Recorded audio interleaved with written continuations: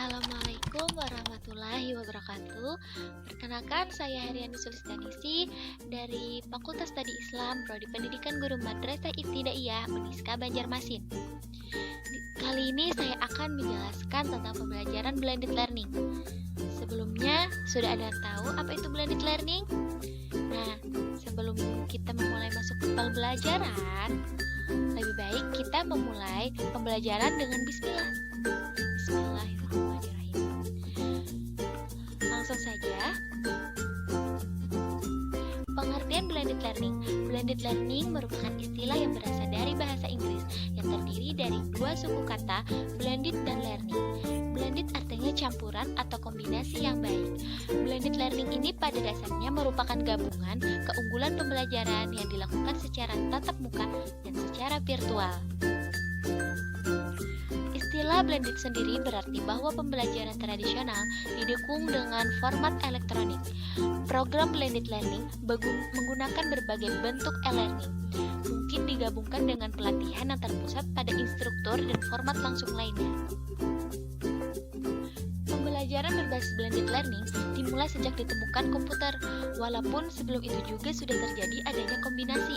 Terjadinya pembelajaran awal karena adanya tatap muka dan interaksi antara pengajar dan pembelajar. Setelah ditemukan mesin cetak, maka peserta didik memanfaatkan media cetak.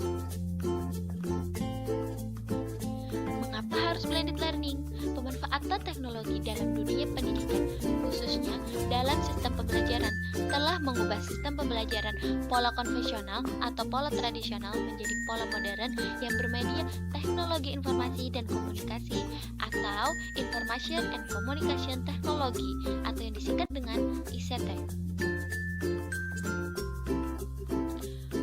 Pada pola pembelajaran bermedia ICT ini, pembelajaran dapat memilih materi pembelajaran berdasarkan minatnya sendiri, sehingga belajar menjadi menyenangkan, tidak membosankan, penuh motivasi, semangat, menarik perhatian, dan sebagainya.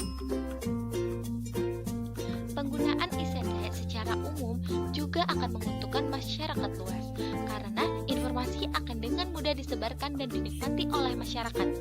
ICT akan memberikan manfaat bagi dunia pendidikan jika ICT itu dirancang dan digunakan secara baik. Maka kegiatan pendidikan tanpa adanya desain yang baik, ICT tidak akan memberikan manfaat yang optimal, bahkan tidak menutup kemungkinan justru akan menjadi penghambat atau malah masalah bagi kegiatan pendidikan itu sendiri. Ada 4 karakteristik blended learning. Yang pertama, pembelajaran yang menggabungkan berbagai cara penyampaian, model pengajaran, gaya pembelajaran, serta berbagai media. Yang kedua, sebagai sebuah kombinasi pengajaran langsung atau yang disebut dengan face to face dengan belajar mandiri dan belajar mandiri via online. Yang ketiga, pembelajaran yang didukung oleh kombinasi efektif dari cara penyampaian, cara mengajar, dan gaya pembelajaran. Yang keempat, pengajar dan orang tua peserta belajar memiliki peran yang sama penting, pengajar sebagai fasilitator dan orang tua sebagai pendukung. Jadi kesimpulannya, pada intinya tujuan dari blended learning yang dilaksanakan adalah untuk mendapatkan pembelajaran yang paling baik dengan menggabungkan berbagai keunggulan masing-masing komponen, di mana metode konvensional memungkinkan untuk melakukan pembelajaran secara interaktif, sedangkan metode online dapat memberikan materi secara online tanpa batasan ruang dan waktu, sehingga dapat dicapai pembelajaran yang maksimal. Oleh karena itu, jika Anda adalah seorang pengajar ataupun instruktur, sangat mungkin blended learning ini dapat membantu Anda agar peserta didik dapat belajar secara maksimal, serta bisa mendapatkan lebih banyak informasi yang dapat menunjang proses belajar mengajar. Mungkin cukup sekian penjelasan dari saya. Salah hilap mohon maaf. Wassalamualaikum warahmatullahi wabarakatuh.